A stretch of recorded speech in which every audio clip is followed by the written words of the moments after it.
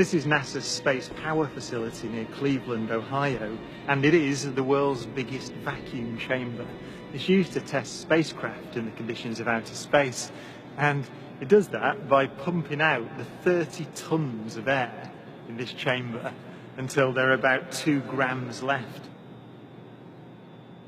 And it's kind of got an eccentric construction, which is part of its history. It was built in the 1960s as a nuclear test facility to test nuclear propulsion systems, and that meant that they built it out of aluminium to make the radiation easier to deal with.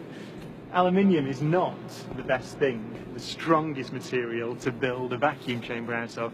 So they built an outer concrete skin, which is part radiation shielding and part an external pressure vessel, so that this thing can take the force that's present on the outside when it's pumped out to the conditions of outer space.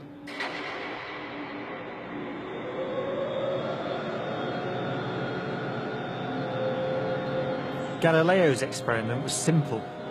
He took a heavy object and a light one and dropped them at the same time to see which fell fastest.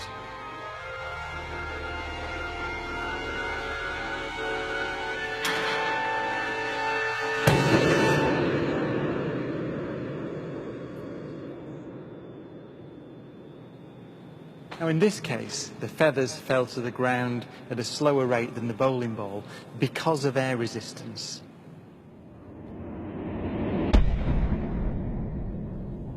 So in order to see the true nature of gravity, we have to remove the air.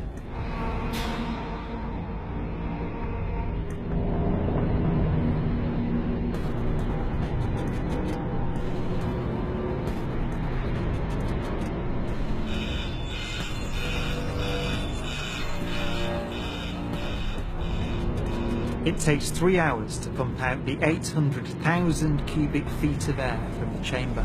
Okay, we dropped 2 millitorr in the last 30 minutes. But once it's complete, there's a near perfect vacuum inside. 6104 manual, 10% open. Station 1, go for drop. PCV 30-1, pressure set point at 240 psi. We are go for drop. 10, 9, 8, 7, 6, 5, 4, cameras on, 2, 1, release.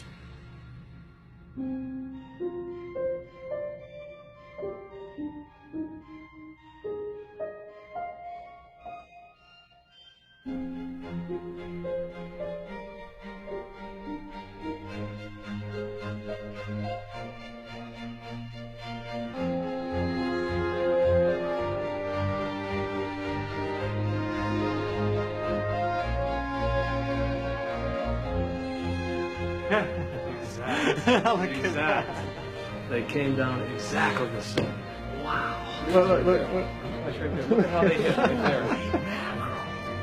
Exactly. Back on the side. Exactly the same. Feathers don't move, nothing. Look at that. That's just brilliant.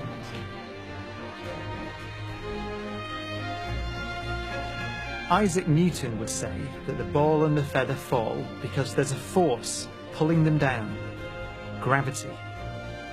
But Einstein imagined the scene very differently. The happiest thought of his life was this: the reason the bowling ball and the feather fall together is because they're not falling. They're standing still. There is no force acting on them at all.